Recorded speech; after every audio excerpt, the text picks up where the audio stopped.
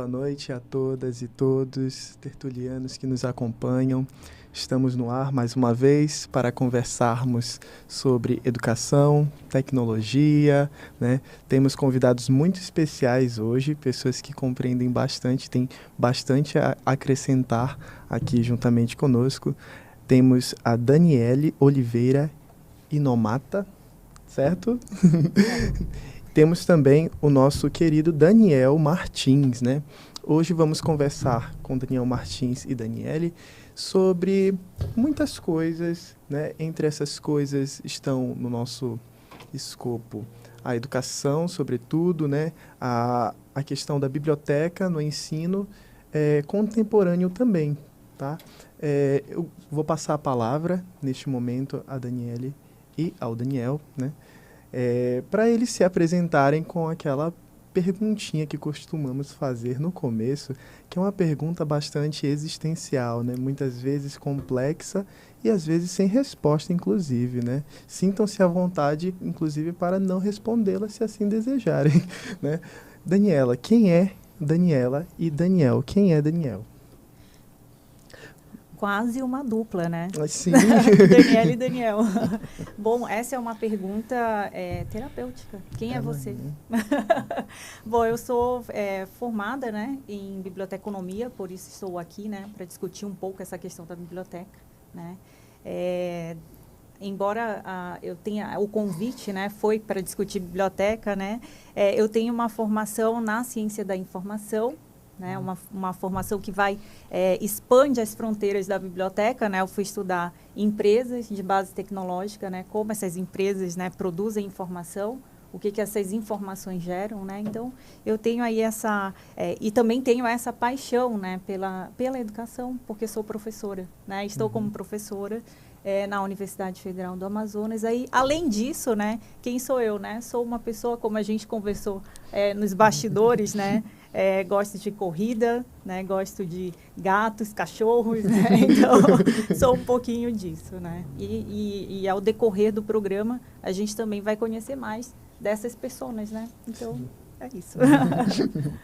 Boa noite a todos, boa noite, colegas, boa noite, professor. Boa noite. E, bom, eu sou o Daniel Martins, né? De formação pedagógica, pedagogia, mestre em educação, já há muitos anos, na década de 2000, né? Onde eu já comecei a defender a tecnologia no próprio mestrado. Fui atleta durante muitos anos e milito na educação há 30 anos. Desde a educação básica, passei pelo fundamental, ensino médio, a gestão escolar, coordenação pedagógica. Depois eu fui para a área de TI, onde eu tenho um sistema de formação, que é uma área que era uma paixão minha, né? Hoje eu atuo na Secretaria de Educação na área de TI, né? Sistema de formação puro mesmo, que redes, internet, e todo aquele processo que a gente conhece na área de TI. É uma paixão minha falar sobre TI, porque já são muitos anos militando nessa área, né? Entre educação, tecnologia, laboratório de escola, enfim, eu vivi isso desde o começo nas escolas do Amazonas. Estamos aqui à vontade para conversar sobre isso. Perfeito. Exposições aqui, não tivemos problemas em definir quem são os nossos convidados. Eles conseguiram fazer essa exposição de maneira bastante satisfatória, né? É importante a gente fazer essa pergunta, né? Porque para o nosso público que vai entrar em contato com as informações, saber o que cada um de nós fez, né? Qual que é a importância do que fizemos, né? E aí, pensando já nessa questão, eu tenho uma pergunta, eu tenho algumas perguntas, na verdade, para serem feitas, né? Algumas colocações. E uma dessas perguntas é para a Daniele, né? Eu queria que você, como uma profissional, né, que desenvolve seus trabalhos, né, de maneira bem ampla, né, trabalhos na área da biblioteconomia, né, que você falasse um pouco sobre o curso, né, explicasse um pouco para os nossos ouvintes que talvez não conheçam muito bem qual é a função, né, que é desempenhada pela pessoa que se forma no curso de biblioteconomia. Como é que funciona isso? Muito bom. Esse é um espaço importantíssimo para isso, né?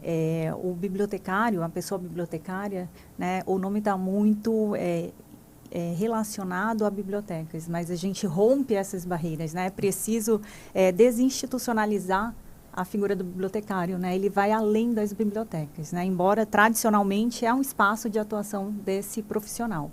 Mas hoje, né, nós estamos discutindo o bibliotecário como um profissional da informação, né, como o próprio nome diz, ele vai trabalhar gerenciando informações em diferentes ambientes, né? Por exemplo, nós temos bibliotecários atuando em emissoras de TV, né, cuidando de todo o gerenciamento da informação que vai para o ar, né, que vai para as novelas, que vai para os programas de TV. Então, nós temos também bibliotecários atuando em empresas, né, atuando na indústria. Então, é importante, né, trazer essa fala de quem é esse profissional. É um profissional da informação que vai estar atuando em espaços públicos, espaços privados, com o gerenciamento da informação, né? E também nas bibliotecas, né, que são os espaços tradicionais, né, as bibliotecas escolares, bibliotecas universitárias, né, bibliotecas comunitárias, né? A gente tem aí uma ampliação desse espaço que não surge, né, com o bibliotecário nesse espaço, mas que também há um diálogo, né, entre do bibliotecário atuando e auxiliando também as bibliotecas comunitárias, né? Então, o bibliotecário é essa pessoa, né, que vai trabalhar com o gerenciamento da informação em diferentes ambientes, né, em diferentes espaços. E isso está muito relacionado também com o que a gente vai discutir, né, o contemporâneo, né? Quem são as pessoas que consomem informação, né?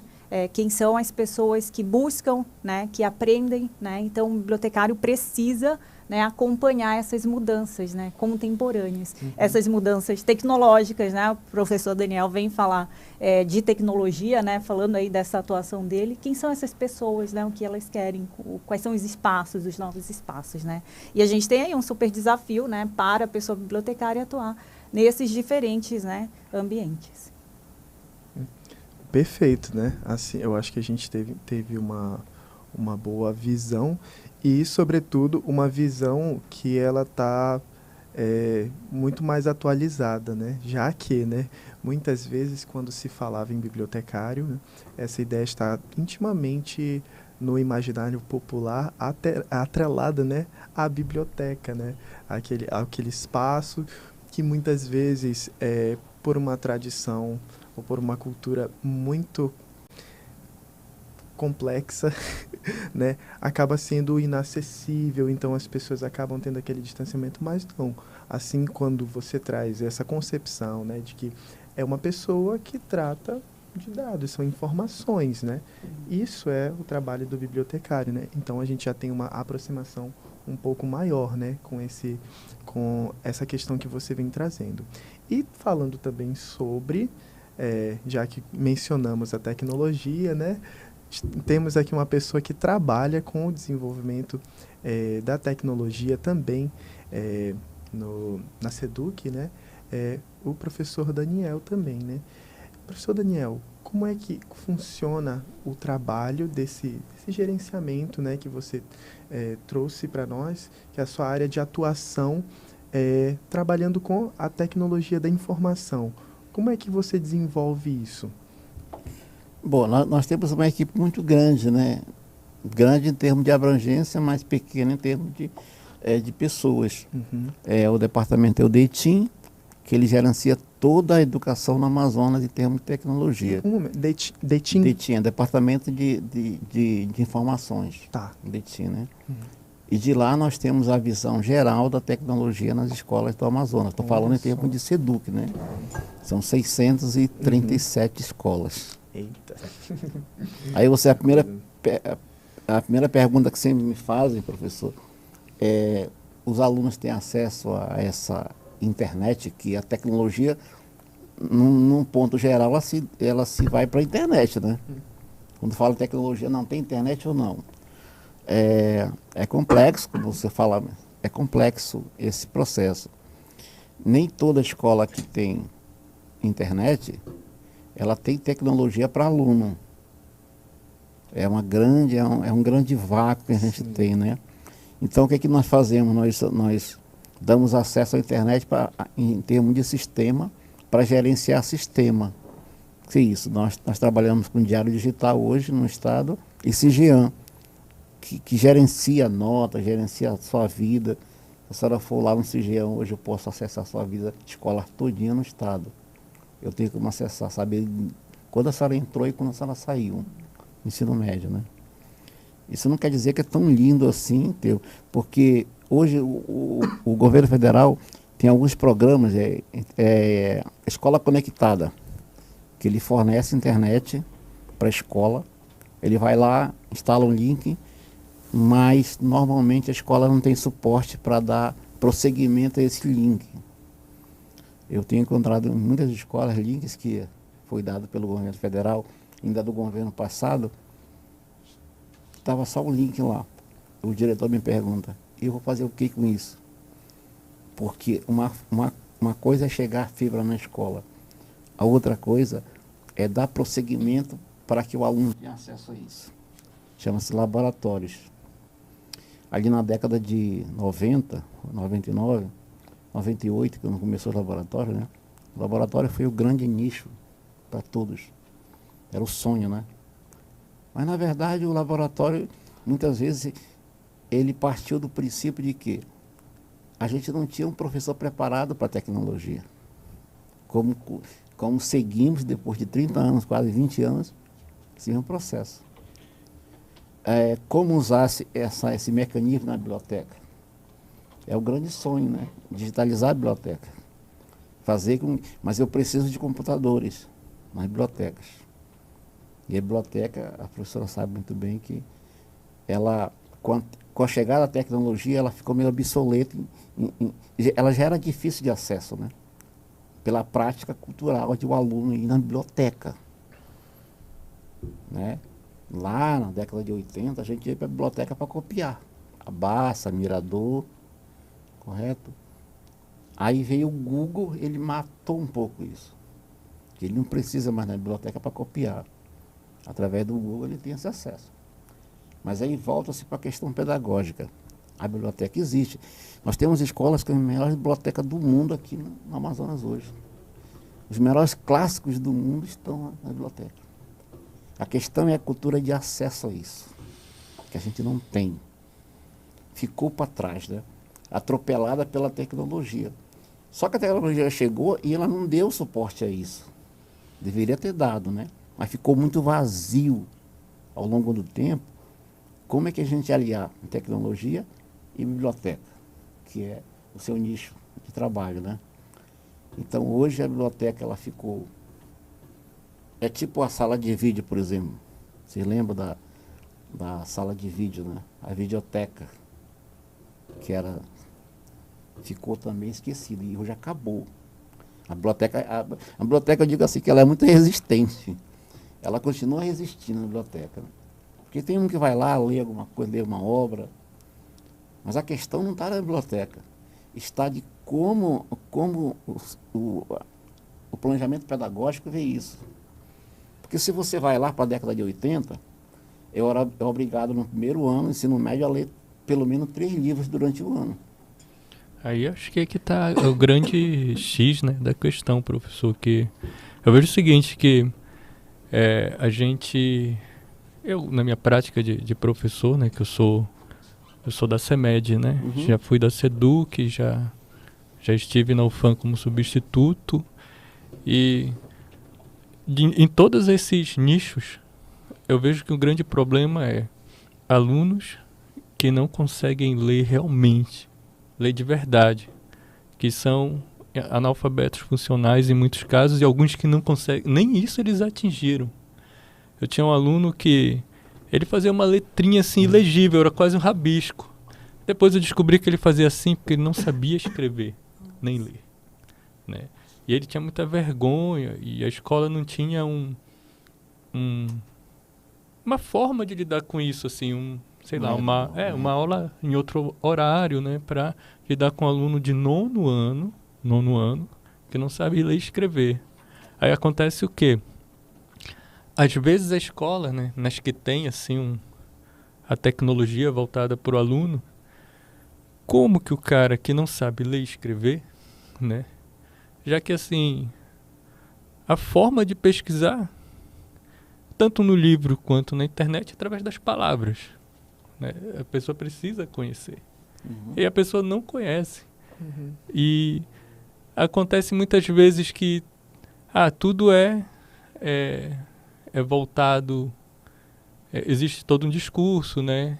Por exemplo, tem um programa muito bacana que relaciona a tecnologia e a biblioteca, que é a Árvore de Livros, né? Que eu acho que é da SEDUC, não sei se tem na CEMED, porque fui liberado para o doutorado, não tinha quando eu fui, ou não sei se tem também. Mas enfim, essa Árvore de Livros dá acesso ao aluno a vários livros, assim, clássicos, né? Mas nossos alunos não sabem ler muitos, assim, eles... e os que sabem, eles não têm vocabulário para, sei lá, pegar um Machado de Assis e ler, por exemplo, né? Eu acho que o ponto, né, a grande questão que o Thiago está trazendo para a gente, que é uma questão assim, que é uma reflexão, é que a gente não pode olhar para a biblioteca e querer dizer assim, as respostas estão todas ali, de ela ser um espaço muito acessado ou não ser um espaço muito acessado. Porque da mesma forma como você não pode olhar para uma redação e achar que, olhando para a redação, você vai ter todas as respostas, porque existem processos que antecedem a concepção da biblioteca, a concepção da redação, a resolução de um cálculo matemático, né, que eles vão justificar o motivo de estarmos nessa situação, tentando nos reinventar, né, professora? Para tentar trazer para o ensino, para os estudos, uma coisa que, assim, dê conta de fazer o nosso aluno tomar consciência do mundo, né? E eu falo isso, não estou falando só de ensino básico, eu estou falando também de universidade. A gente tem uma universidade, né? Eu também estou professor, né, no momento da UFAM, e a gente tem um espaço que é pouquíssimo utilizado. Recentemente eu estive na biblioteca da UFAM, e aí eu tive que fazer um trabalho de divulgação do aplicativo no computador, né, para poder acessar, porque os alunos não estavam sabendo. Falei, gente, vamos lá, a biblioteca tem isso aqui, olha só, tá vendo esse material aqui que eu trouxe aqui para vocês? Vocês conseguem acesso tudinho isso lá. Utilizem, gente, porque isso aqui é de vocês, sabe? Então, façam bom uso disso, tem muito material bom lá. Se não tiver com uma quantidade maior, ele vai ficar de consulta lá, mas ocupem a biblioteca, né? E esse é um hábito que eu acho que a gente tem que trazer para o nosso professor, né? Porque ali é a galera que está na graduação, né? Para eles inspirarem da mesma forma também os alunos que virão, que serão alunos deles, né? E aí a professora, eu gostaria que ela comentasse aqui, porque eu quero saber a opinião dela sobre isso, né, professora? Colocações ótimas, né? Maravilhosas, né? Primeiro ponto, a gente não pode pensar na biblioteca como um local de depósito, né? Esse é um paradigma aí que já foi quebrado há muito tempo, sim, né? Hoje nós estamos passando pelo paradigma de acesso, né? O que é isso, né? É a biblioteca e além daquele território, daquele espaço físico, né? O professor Daniel comentava sobre a potência, a possibilidade que o nosso sistema de educação tem em tecnologia, que poderiam ter bibliotecas né, maravilhosas. Concordo. Né? Então, a tecnologia ela vem como aliada à biblioteca. Né? Então, mas a gente precisa desprender dessa ideia de espaço, né? Aquela Sim. caixa. E eu sempre falo isso nas minhas aulas, né? Que a gente precisa sair da caixa. Né? Esse pensamento ele tem que estar mais amplo.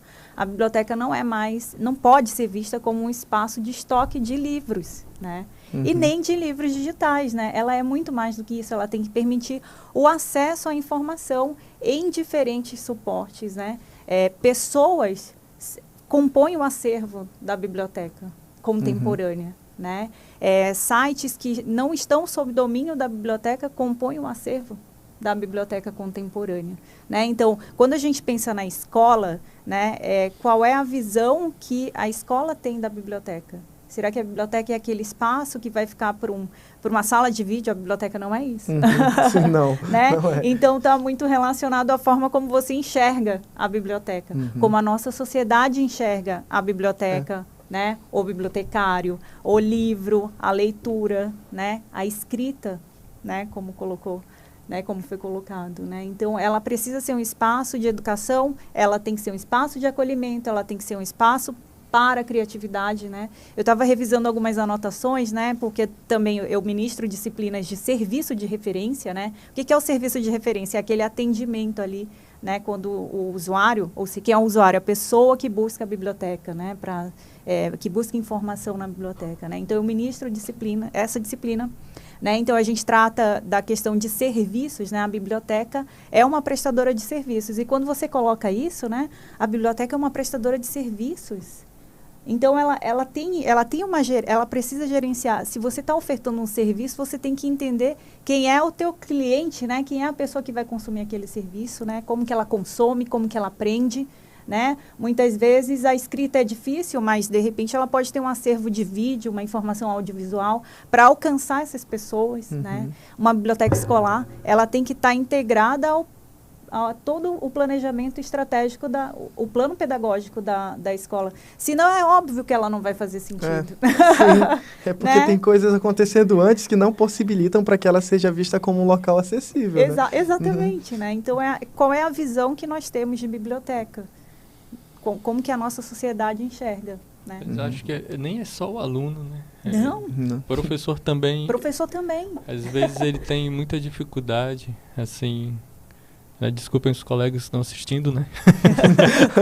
Mas eu vou falar. Sempre que a gente traz alguma coisa que o professor precisa, ele precisa aprender, mesmo que seja mínimo. Ele já diz, não, lá vem com isso. Eu participei, né, quando eu estava na SEDUC, de um curso que era obrigatório. Aí pronto, né? Aí a gente foi até uma escola, né? Veio um pessoal de fora para falar sobre tecnologia. Claro que tinha o paradoxo de que eles estavam ensinando a usar uma tecnologia que a gente não dispunha na escola. E que parece que ninguém ali dispunha daquilo, né? Então era estranho, né? Ele ia falar, não sei se era da lousa digital, era alguma coisa nesse sentido, mas as escolas não tinham esse material, né?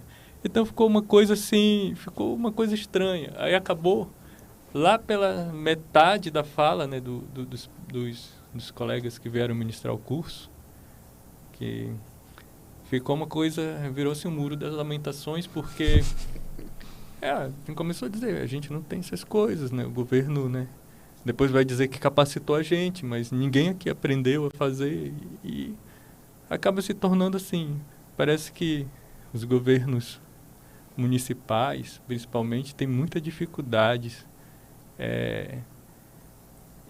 em aplicar políticas de fato, né? Vem, sei lá, alguma coisa do governo federal e eles, não, a gente tem que fazer isso agora, aí faz. E, por outro lado, né, às vezes os professores também, né? Nesse caso a gente não tinha, mas no caso que a gente dispõe das coisas, né? Formação, ninguém quer fazer realmente formação. Tá todo mundo cansado, chateado.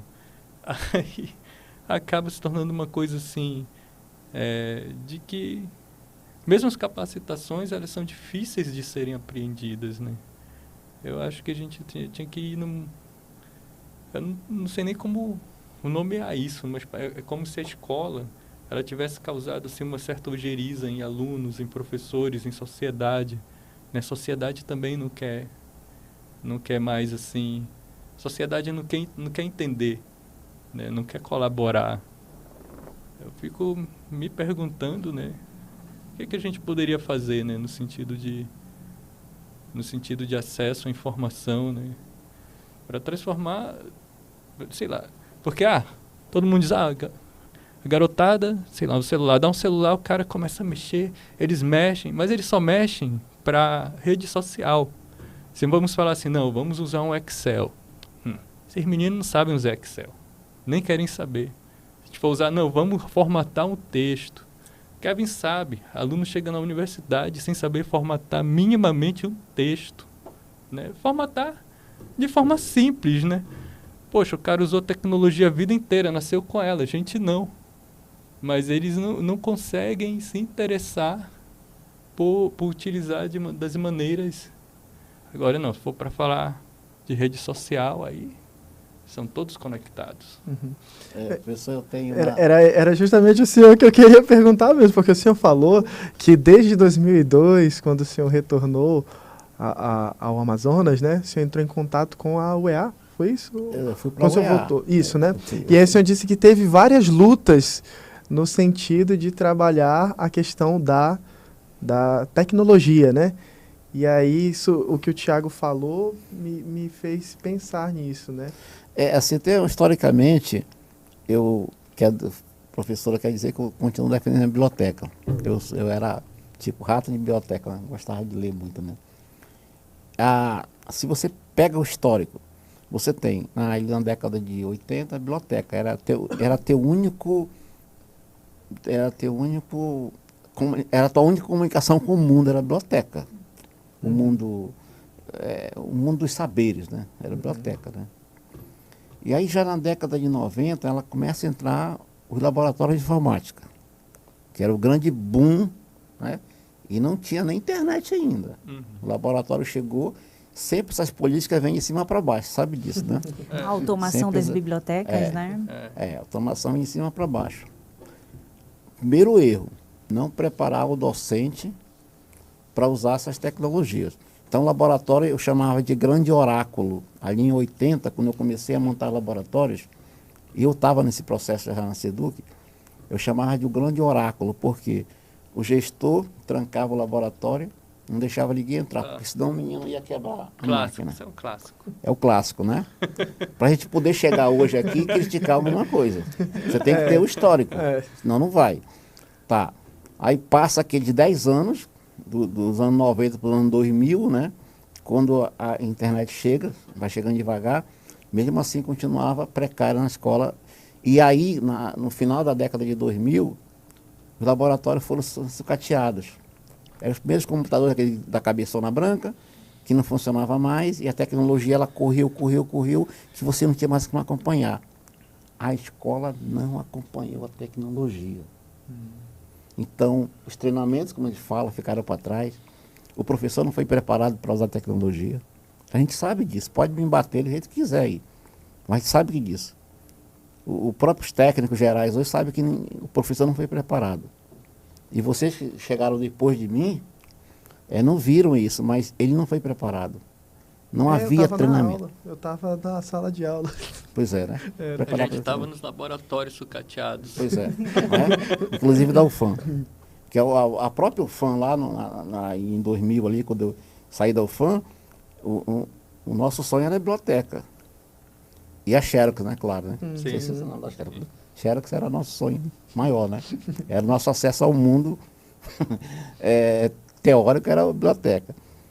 Vai para a escola, isso não funciona. Os laboratórios foram escateados. Hoje são pouquíssimas escolas que têm laboratório. Porque ele não teve a função social que era para ter. A ideia era lá do MEC. Mas quando ele chegou na Secretaria dos Estados, ele não cumpriu sua função social. E aí, no meado da década de 90, aquela juventude ia fazer curso do grupo Sucesso Informática, da Computron, para aprender informática, que era o grande bom para você ter emprego. E a escola, mais uma vez, não cumpriu esse papel de formar o aluno, porque diziam que era pedagógico. Formar o aluno pedagogicamente nem a tecnologia. Mas foi uma grande mentira. Ninguém formou ninguém. O laboratório passou e hoje não tem mais. E aí, quando veio a internet, ficou stand-by. Hoje o projeto do governo geral, tanto esse como outros, é colocar a internet na escola. E aí vamos cometer o segundo erro histórico. Internet para quê na escola? Quem é que está usando a internet e para que está usando a internet? Qual a função social da internet na escola hoje? Eu acho que o único resistente nisso é a biblioteca. Ela continua lá, com livros, uma senhorinha batendo a poeira do livro, correto? Poucos usando, correto? E aí o Google veio e tem um terceiro detalhe, né? Que esvazia mais a biblioteca ainda. E tanto é que a gente tinha concurso para bibliotecário e ninguém teve mais concurso para bibliotecário. É um grande assassinato contra a profissão. Olha, eu tenho que defender, né? Porque assim, ó, assim como a gente tem que repensar né, e enquanto, né, pessoas, né, qual é o papel da biblioteca, o que é a biblioteca. A gente também tem que pensar quem é a pessoa bibliotecária, né? A gente não pode mais pensar que é aquela senhorinha que está lá tirando... Sim. Eu sei, né, que essa fala é muito estereotipada, né? A gente tem até trabalhos de alunos que estudam a imagem do bibliotecário nos filmes, né? Porque, enfim, né, a forma como é retratado. Eu volto a dizer, a forma como se olha para a biblioteca, né? Porque a tecnologia vem para melhorar os processos, né? E eu fico pensando, por que eu estou falando isso, né? A gente fala sobre inovação em bibliotecas, né? Quando você traz a ideia de inovação em bibliotecas, você acha que é uma biblioteca altamente tecnológica, né? High-tech, né? Com internet, com 5G, né? Disponível para todo mundo, enfim, né? Você acha que é algo assim, altamente tecnológico. E inovação, a inovação está relacionada ao contexto, às capacidades, né? A inovação numa biblioteca escolar que tinha uma sala de vídeo, por exemplo, a inovação nessa biblioteca pode ser um ambiente para estudos, um ambiente para criar conhecimento a partir de livros, mesmo que seja um acervo pequeno, né? Inovação numa biblioteca escolar pode ser, por exemplo, a escola adotando plataformas de projetos, né? De ensino baseado em projetos, né? E esse projeto ele pode ser desenvolvido lá na área, na disciplina de geografia, na disciplina de história, junto com a biblioteca. Isso é inovação. Sim. Eu não estou usando eu não estou usando a internet, né? Eu não estou usando uma tecnologia high-tech, né? Mas eu estou usando uma tecnologia conhecimento, né? E a pessoa que vai estar lá pode ser um bibliotecário recém-formado, né? Também de uma geração mais, né? Que já nasceu ali. Talvez, a gente tem alunos formados que já nasceram digitais, que estão ali também numa outra, né? Já numa outra forma de se comunicar, de se conectar. Né? E que está indo para o interior do Amazonas, por exemplo, né? Onde a internet não é uma realidade. Então, esse aluno, esse bibliotecário, esse profissional, ele vai ter que se reinventar, porque ao mesmo tempo que ele estuda quais são as novas tecnologias, como inovar em serviço, o meu aluno estuda isso, né? O meu aluno, a gente discute isso, mas quando ele vai para um local onde a internet não é uma realidade, quando a tecnologia não é uma realidade, ele vai precisar customizar esse serviço. Professora, só o adendo aí na sua fala, dessa minha experiência de ver a escola, até como gestor também, né? Existe uma grande imagem, a biblioteca ela é marginal no sentido de que, muitas vezes, no próprio ambiente pedagógico da escola, a biblioteca não é incluída, ela fica marginal. O bibliotecário não é chamado para reuniões pedagógicas para ouvir o que ele pode oferecer. Essa é a grande mácula nesse processo pedagógico, de incluir a biblioteca como um espaço pedagógico real. Ela é real. Ela é a única coisa resistente na escola. Tanto é que a sala de vídeo ela morreu. Ela está morta, ela acabou. Todos os projetos governamentais de sala de vídeo, né, ela acabou. A biblioteca é a única resistente, mas ela não participa do processo, entendeu?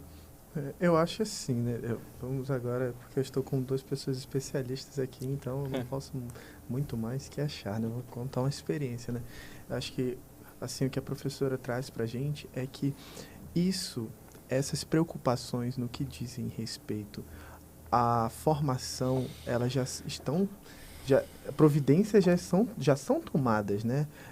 Ela traz aqui um relato de como é que funciona a constituição desse profissional.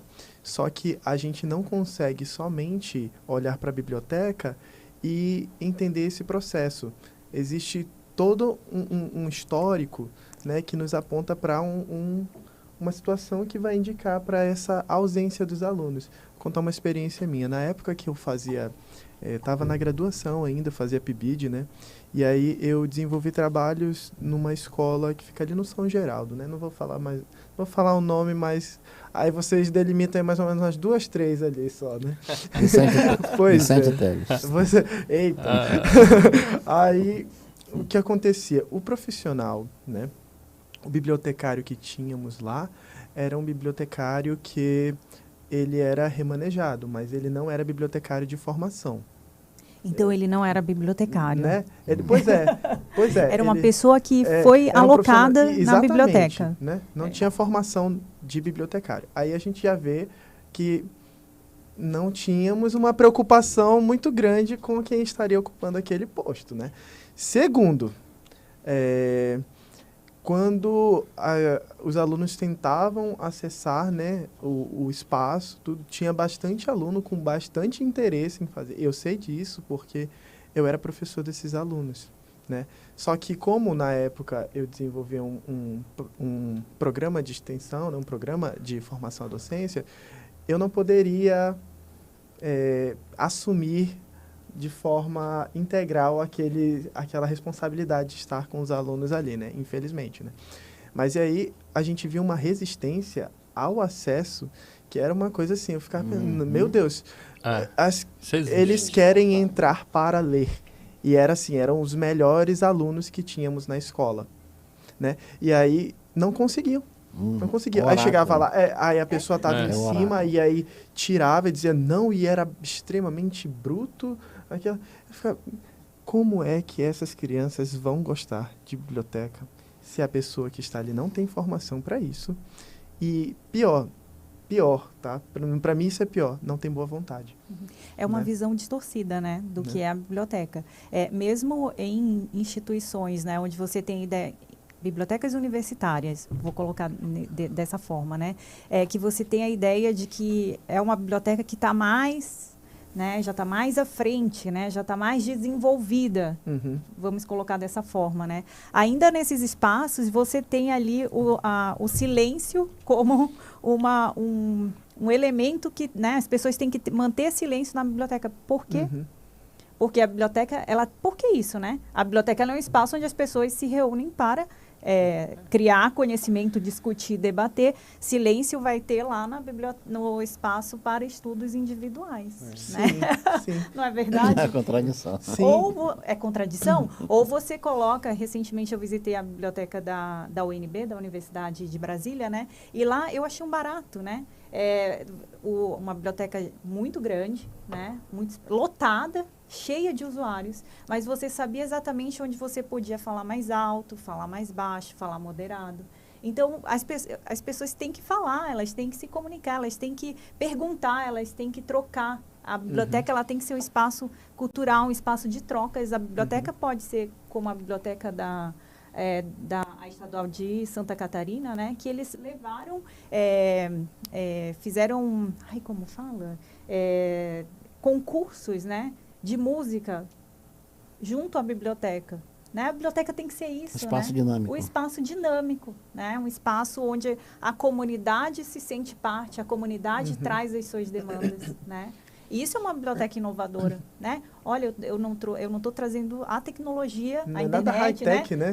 Nada high-tech, mas eu estou trazendo pessoas, né? Mas eu acho até que o high-tech, às vezes, assim como o físico, assim, porque a gente pensa assim, tem escola, tem que ser uma construção, né? Mas se a gente for ver, sei lá, Academia de Sócrates, de Platão, eles não tinham construção, eles se reuniam no espaço público da época, né? Mas a gente não consegue estudar se a gente não tiver dentro, assim, aqui tem paredes, aqui tem um teto, né? Senão não funciona. Né? Eu acho que a gente não...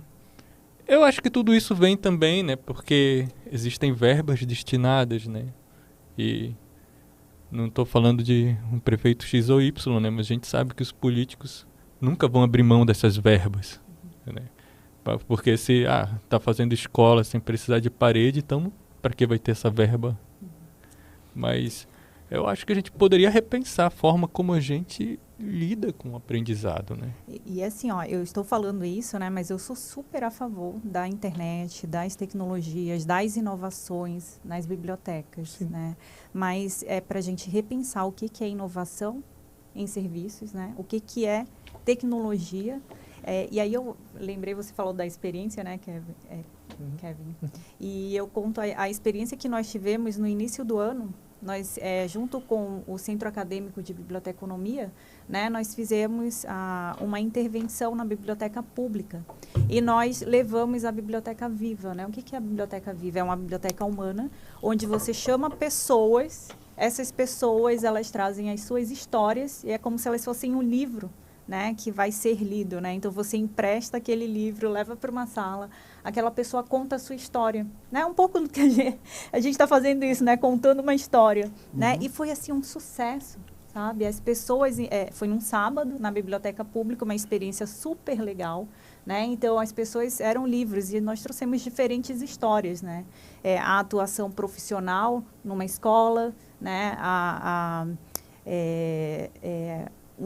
E levamos as pessoas para os acervos da biblioteca pública, né? Então foi um ambiente que as pessoas também puderam conhecer aquele espaço, né? Então foi super legal, mas um serviço que pode ser implementado em bibliotecas altamente inovador, porque você está trazendo pessoas, né, para contar as suas histórias no momento ali de bate-papo, né? Que sai um pouco daquela coisa mais rígida, assim, de... E elas se interessam por isso, né? Muito, foi super legal, né? E a gente tem uma metodologia para você aplicar a Biblioteca Viva, né? A gente coloca um tempo, né, para aquele livro ser lido e tudo mais. E foi assim, ó, as pessoas ficaram encantadas, elas queriam ficar mais lá lendo aquele livro, né? Então, tem muitas... ações importantes, interessantes que a gente consegue trazer, né? É claro que no mundo ideal, né, nós estamos, a tecnologia ela já faz parte da nossa vida, a internet faz parte da nossa vida. No mundo ideal, se nós tivéssemos esse acesso, nós temos também muitos desafios, né? Como que a gente vai lidar com essa produção de informação aceleradíssima, né? Como é que nem eu falo, né? Tem as mídias sociais, tem as tecnologias e tudo mais. O pessoal mais novo lida com isso, né? Mas como é que você vai trazer a qualidade do consumo dessa informação, da informação que é produzida, da informação que é consumida? São muitos desafios, né? Como é que você vai fazer o teu aluno ter interesse não só pelas redes sociais, mas também por um curso de Excel, um curso de formatar um texto, né? Como a academia pede, como a escola deveria pedir, né? A gente tem muitos desafios, né? Eu vou colocar mais uma pimenta nessa conversa, que eu acho que está muito bom, que eu me atenho muito à linha do tempo, né? Em que a biblioteca nós íamos para copiar a Barça. Não sei se vocês... Olha, não é da minha época, não, hein, professor? Barça, Mirador, porque nós só tínhamos isso, né? A Barça tinha o quê? 25 livros. A biblioteca tinha isso, tinha muito. Tinha toda a história do mundo lá, né? E lá era a nossa história do mundo. E naquele tempo, do papel ao máscara, a gente escrevia o trabalho de geografia. Eu estou mais velho aqui, então vocês pode pesquisar depois. Beleza. E era só entregar o trabalho e tirava 10. Não tinha interpretação nenhuma, né? Aí passa o tempo, continuou isso, já começou a aparecer a internet com pesquisas, né? E era o grande medo da escola. E agora com a internet? O que a gente vai fazer agora com a internet? Acho que ela tem que ser somada, com a pesquisa, né? Beleza. Agora nós temos um outro desafio, que é a inteligência artificial, que eu ponho para vocês aqui discutir sobre isso. Eu tenho pesquisado muito, professor, sobre inteligência artificial. Eu tenho feito teste, né? E é desafiador, dá medo. Da minha experiência já anterior. Só um adendo, inteligência artificial inteligente mesmo? Ou é um artifício ela maquia de alguma bastante. forma? E agora estão criando uma outra que humaniza o texto. Tem aquela que faz o texto artificial e já tem uma outra que humaniza o texto. É como se você estivesse falando. E aí atinge a biblioteca de cheio, né? Porque se já nós íamos para ler, para interpretar e produzir a partir dos nossos pensamentos, a partir da nossa história, a partir da nossa experiência com o mundo, a leitura do mundo, como é que agora essa inteligência vai substituir ou não? A gente sabe que não, porque sempre vai ter questão humana, né? Mas eu deixo aberto para discussão sobre isso. Eu estou usando, por exemplo, eu sou professor de produção textual, né? Eu leciono português instrumental para as áreas de tecnologia na FT e também para as áreas aí comunicação em prosa moderna 1 e 2, né, para o curso de letras. E eu estou utilizando eu ensino a utilizar como uma ferramenta de pesquisa. Eu definitivamente sou a pessoa que menos vai demonizar tecnologias, tá? Eu não tenho aquele senso crítico que tem o Black Mirror, sabe? Aquela visão apocalíptica da tecnologia, eu não tenho. Mas você nasceu na tecnologia. Exatamente, né? eu não posso... Você nasceu, mas né? tem um porém, né? Assim, que, por exemplo, a gente está habituado a chamar de tecnologia só coisas digitais e elétricas, né? Mas, assim... um copo d'água, né? Quando surgiu a escrita, né? Quando surgiu a escrita... Já era tecnologia. Sim, e é uma tecnologia que dificilmente vai ser superada, né? Uhum. E os gregos antigos, eles se queixavam que a escrita trouxe um enorme prejuízo para a memória. A gente tem um exemplo disso, né? O Kevin poderia até falar disso melhor do que eu, né? Que Homero, né? Sei lá, Odisseia e Ilíada, aqueles textos, eles... De certa forma, eles morreram com a escrita. Apesar da escrita preservar eles para nós.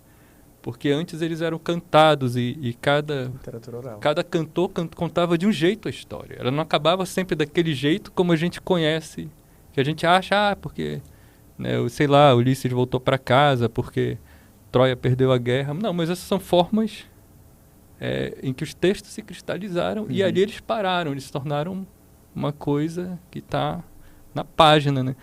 Mas isso foi um processo que foi acontecendo, né? A própria Bíblia, ela faz parte desse processo, né?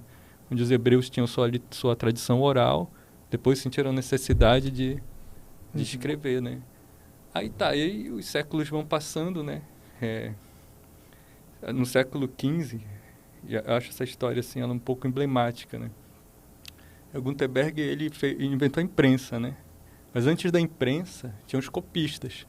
E os copistas inventaram várias maneiras para tentar acelerar o processo de cópia, né? Tem a estilogravura, que hoje em dia ainda tem uma utilização assim, mais artística, né? Mas que foi criada para facilitar a impressão. É como se fosse uma imprensa rudimentar, né?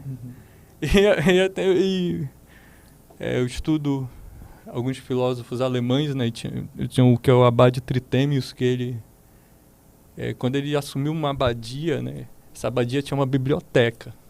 E nessa biblioteca tinha 200 livros, o que era considerado assim um número exorbitante para a era medieval, dada a dificuldade de se produzir os livros. E ele queria que a biblioteca tivesse muitos livros, então ele fez esses monges copiarem livros por 20 anos. Ao final dos 20 anos, essa biblioteca tinha 2.000 livros. E os monges ficaram putos com ele, né? E botaram ele para fora.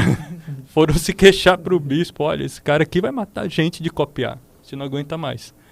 E o que acontece, né? Poucas décadas depois ele viu, né? Ele estava vivo, surge a imprensa. Né? E a imprensa copiava assim, né? Com uma facilidade. Em grande escala em relação ao que eles faziam, né? Ainda não é uma escala industrial como a gente vai ter depois. E... às vezes eu me pergunto, né, se a gente não tem que tomar um certo cuidado no sentido de, por exemplo, não é que seja contra a tecnologia, né? Porque eu não acho nem que é questão de ser contra ou a favor, né? Que pouco importa se eu sou contra ou a favor, as coisas vão acontecer. É um caminho sem volta, né? É um caminho sem volta. Internet, né? Então, assim, que é muito bom. Quando uma máquina, por exemplo, levanta 1 tonelada para você, é uma coisa boa. Não sou contra a máquina que faz isso. Mas se você quiser músculos, você vai ter que malhar do mesmo jeito que se malhava antes, né? Então acho que às vezes a gente tem que tomar cuidado de não ver se nós não vamos ficar dependentes das nossas formas de armazenação. Porque eu sempre digo, olha, eu tenho vários PDFs lá no meu notebook. A maioria nem lembra o que existe. Mas tem mais, eu sei que tem mais do que a biblioteca do Abade Tritemius no meu notebook. Tem muito mais do que aquilo. Muito mais. Mas, entendeu? Eu nem sei o que tem. Tiago, mas assim, eu vou falar de uma experiência própria. Eu também gosto bastante de ter o livro físico, né? Mas hoje eu te digo, eu li muito mais PDF do que livro físico. Eu sei de cabeça, assim, uns 70% das obras que eu tenho armazenado no meu computador. Tem um autor que ele fala sobre esse processo de tecnologia, né? Que muitas vezes a gente considera que a escrita, a leitura, a gente não vê muito isso como tecnologia, né? E ele tem um livro interessante. O autor se chama Sylvain Auroux. Ele escreveu um livro chamado A Revolução Tecnológica da Gramatização. É um autor da história de ciência da linguagem, né? E aí ele coloca como processo de gramatização um processo tecnológico. E como as sociedades que conseguiram desenvolver isso antes das demais conseguiram deter boa parte do poder, porque isso representava ter a informação, né, das coisas. E como que as histórias e aquilo tudo que vai ser contado, a partir deles é o que vai ser validado, porque as outras eram ágrafas, né? E aí eu acho que, assim, é inevitável. Talvez seja utópico a gente não chegar nesse processo em que a tecnologia vai, de fato, levantar a 1 tonelada.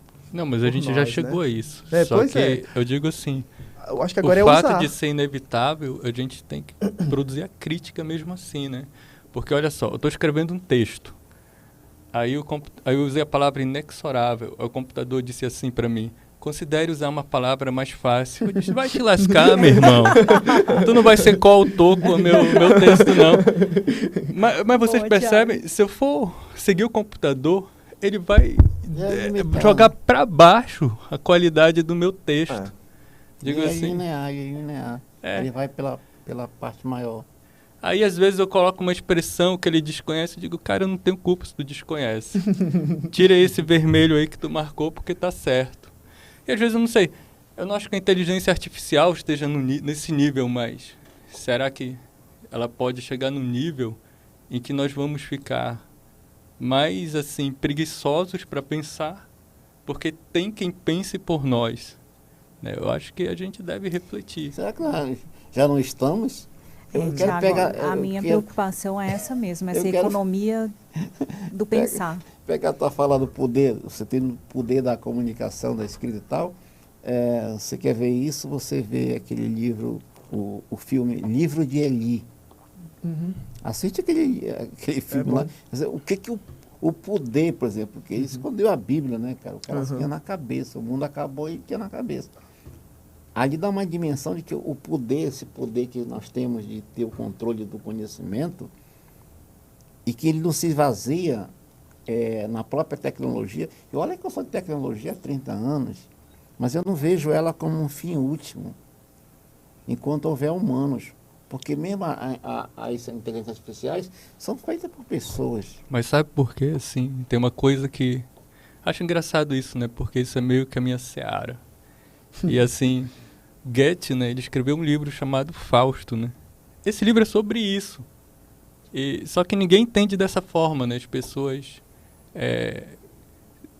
se detêm muito no fato de Mefistófeles ser um demônio, no Goethe ter chamado ele pela arte, o Fausto ter chamado ele pela arte da magia. Mas tudo que Mefistófeles dá para Fausto é aceleração. E por que Fausto se dá mal no final? É porque ele não tinha, de fato, aquele conhecimento. Mas, de alguma forma, aquilo foi disponibilizado para ele através do que Mefistófeles oferecia. Mas ele não estava, assim, maduro. Assim, ele não alcançou a sabedoria, mas ele alcançou o domínio das coisas. Uhum. É como se fosse... a técnica somente, né? Exatamente. Mas aquilo que... toda aquela constituição do processo, ele deu um salto, né? Sim, ele deu um salto sem estar pronto, né? Sem conhecer o processo. Uhum. Exatamente. E jamais conhecerá, né?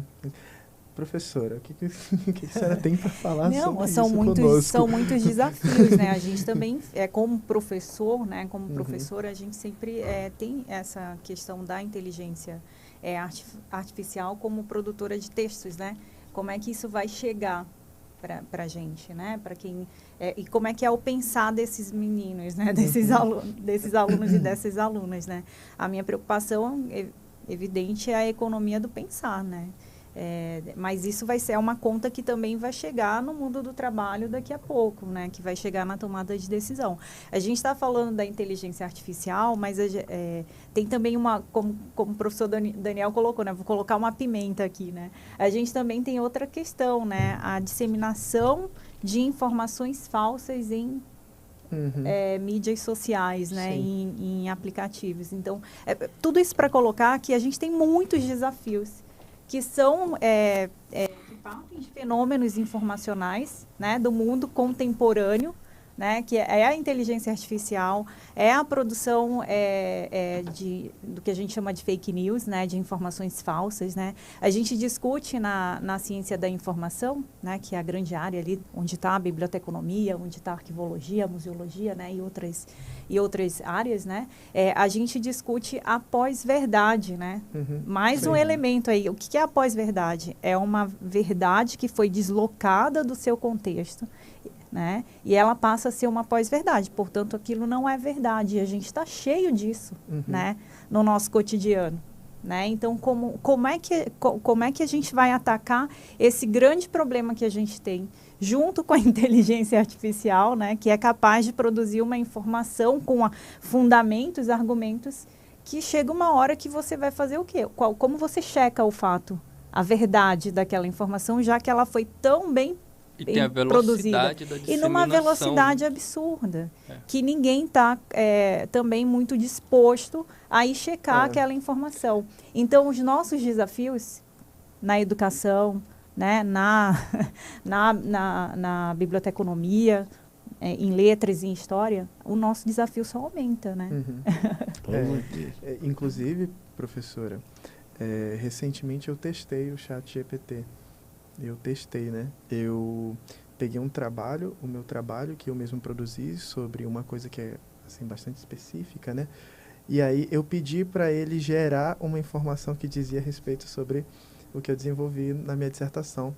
E aí eu tenho o meu próprio texto, que é a minha dissertação, tratando sobre o mesmo assunto, né? E aí eu consegui identificar marcas linguísticas que me indicam para que aquilo é simulado.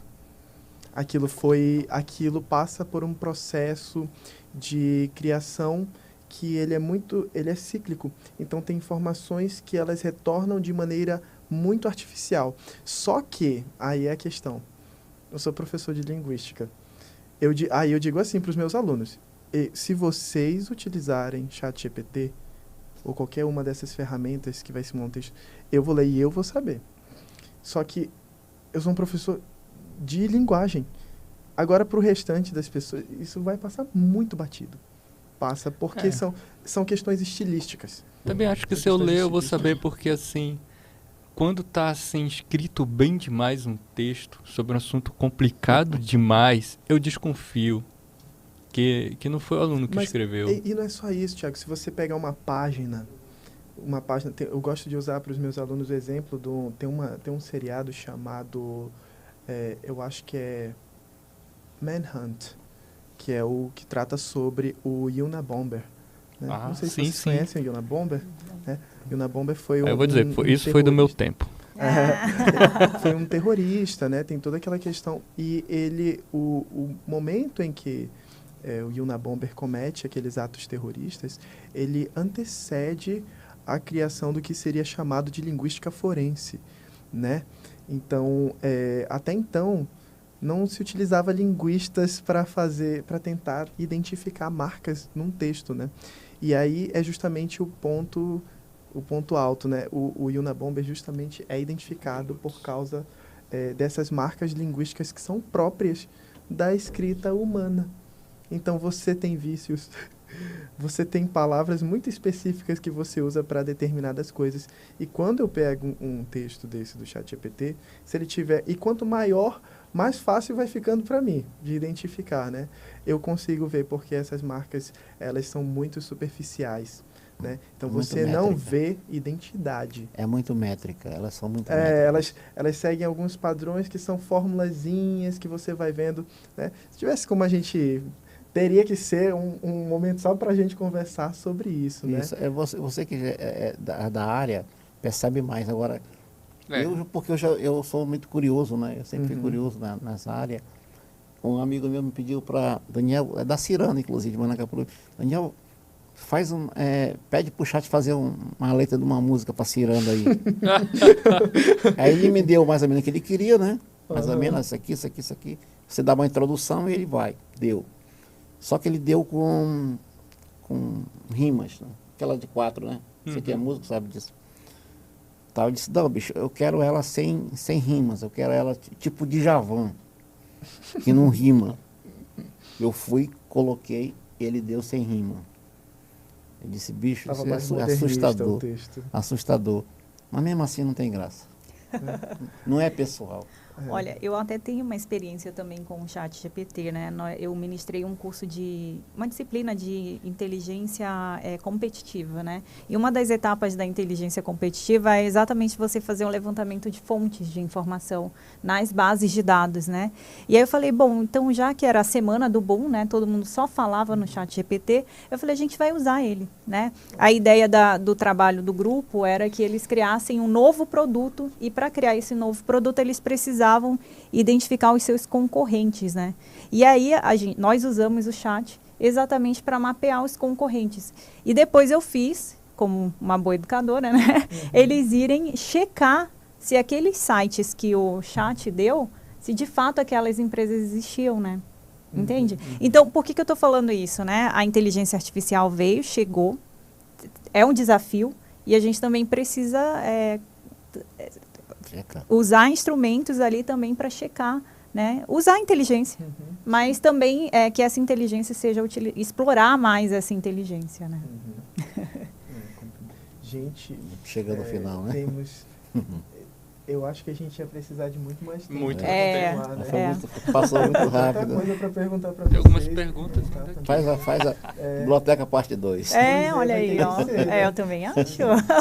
Olha, então já estão convidados, né, para futuramente trazermos mais assuntos. Eu vou só dar um salve aqui para os nossos amigos tertulianos que estão nos acompanhando, né, para o Pub Music Beer Rock Club, né, dando uma boa noite aqui pra gente.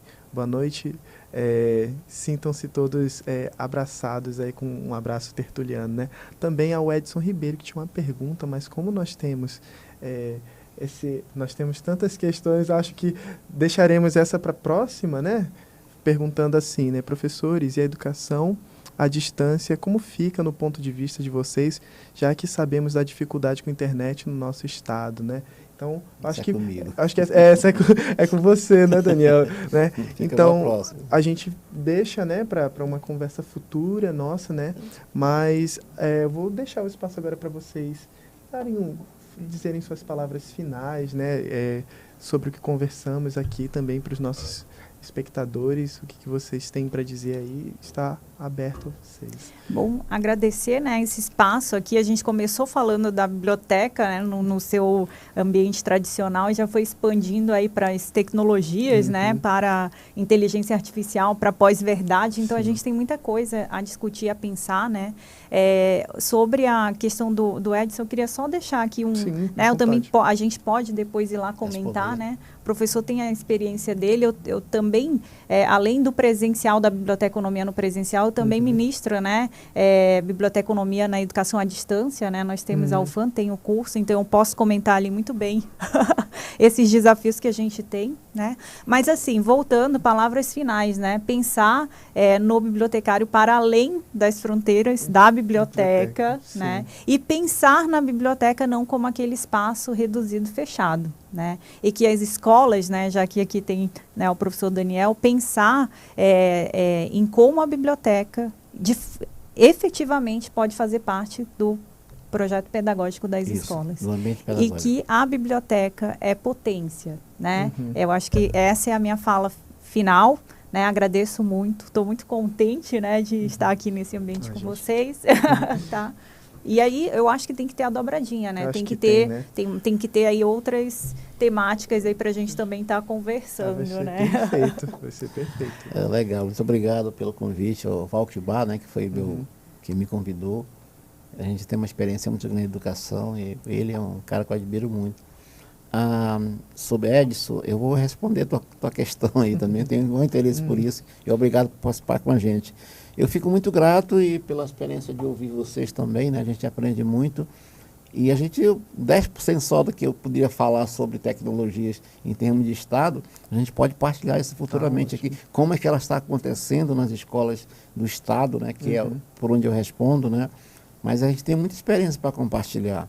E o espaço é pouco, a gente sabe disso, mas é grande demais alcançar essas pessoas que acompanham a gente, que têm carinho. E a discussão não vai acabar nunca. Muito obrigado. A gente que agradece, né, Thiago?